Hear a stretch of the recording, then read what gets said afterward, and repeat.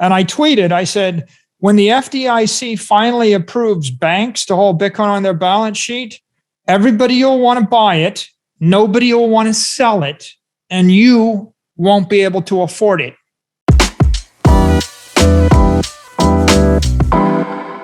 Bitcoin's the best performing institutional grade asset of the year to date. It's up 344%. And that's an acceleration of 2x over its growth rate for the past decade, which was also the most impressive performance. So I kind of, as an aeronautical engineer, this is like going through the speed of sound. If we went any faster, we'd rip the wings off the airplane. Like if you have any experience with a boat or an airplane or an airfoil, there's a certain speed you can get to, at which point you just start to rip the wings off, or you start to move against the forces of nature. And I think if I said to, you're saying to me, well, we're disappointed. You're up 340% in 12 months. Okay, so Levin, that, right? I get what you're saying. Right. We're disappointed that there aren't 100. We're disappointed that Apple Computer hadn't bought $50 billion of Bitcoin. Yes. Right? That's what we're disappointed about. Yes. And so let's talk about that. I think first of all, a lot of people, publicly traded companies, have a problem holding the property.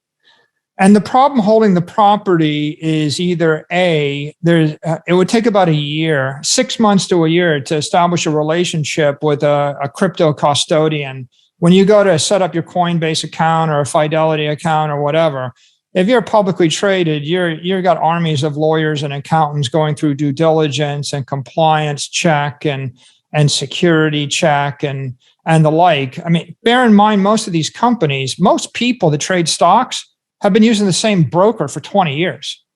Most institutions have been using the same broker for 30 years. So having to actually come up with a new broker, a once in 30-year thing, I think that slows people down.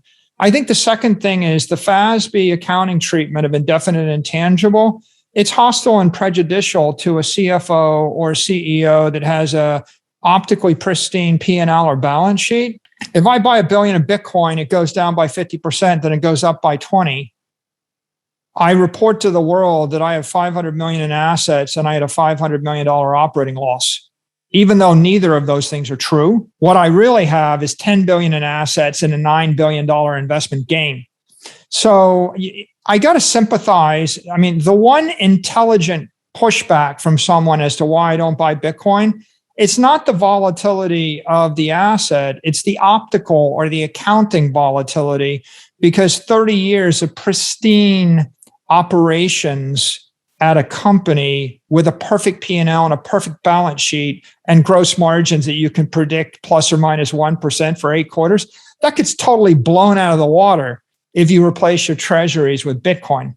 So I think that that's a drag for public entities that are GAAP accounting reliant. And I think the third drag is that there are trillions of dollars, Brett, that by charter and by law and maybe by tax code can't own property. They have to own security, right? The distinction being $1 billion of Bitcoin in an ETF or $1 billion of MicroStrategy stock as a security.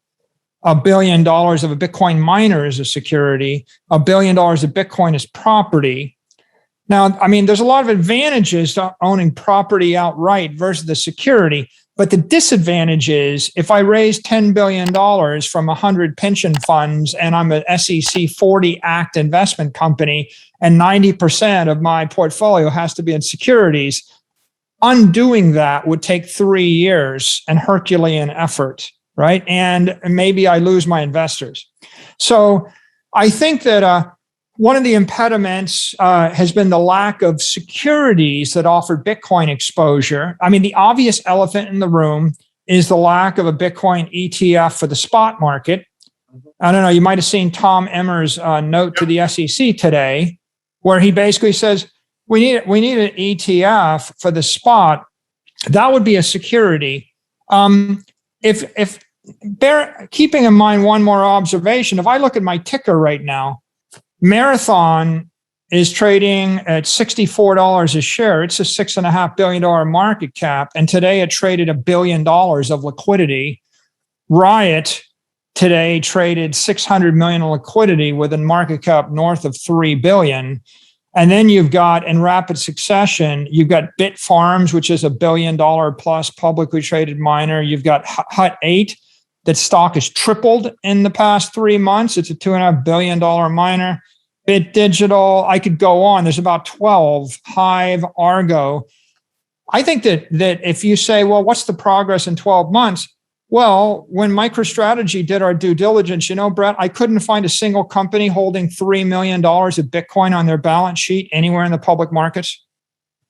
Couldn't find anybody.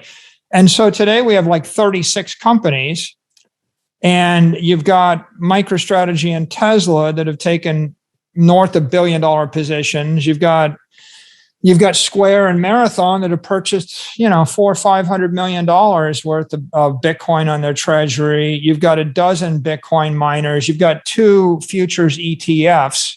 And how would I put this to bed? I would say this, Brett. Like, you remember the chair of the FDIC last week said they're investigating how banks can hold Bitcoin on their balance sheet and what the reserve ratio should be. And I looked at it and I tweeted, I said, when the FDIC finally approves banks to hold Bitcoin on their balance sheet, everybody will want to buy it, nobody will want to sell it, and you won't be able to afford it. So in this particular case, I think the same holds true, which is you're seeing the motion, you're seeing the 350% uptick. You have a lot of obvious liabilities that are holding back Apple and Google and Facebook from buying 50 billion each. I thank my lucky stars for those liabilities. When I was banging away on a computer buying Bitcoin as fast as I could at $9,500 a coin, and I bought $175 million worth of it in like 2 days, hoping to hell no one figured out I was buying it. While I was doing that, I consoled myself with the thought that it took me 3 months to get KYC'd and get the account, and they put me through hell. And if it's that difficult to be able to buy Bitcoin, then I figured that I'd done the work and everybody else was going to come after me and they were going to pay double or triple. And a year later, it still takes 8 weeks to get a KYC AML account to do institutional grade Bitcoin acquisition as property. And you pay 6x that much or 7x that much. When FASB cures the accounting, and I think there's consensus that we'll eventually go to fair market accounting, I just don't know when the SEC gives you a spot ETF, when FDIC lets banks hold Bitcoin on their balance sheet, right? At that point, you won't have these headaches, but you will be paying $500,000 a coin or $1 million a coin. And so be careful what you wish for.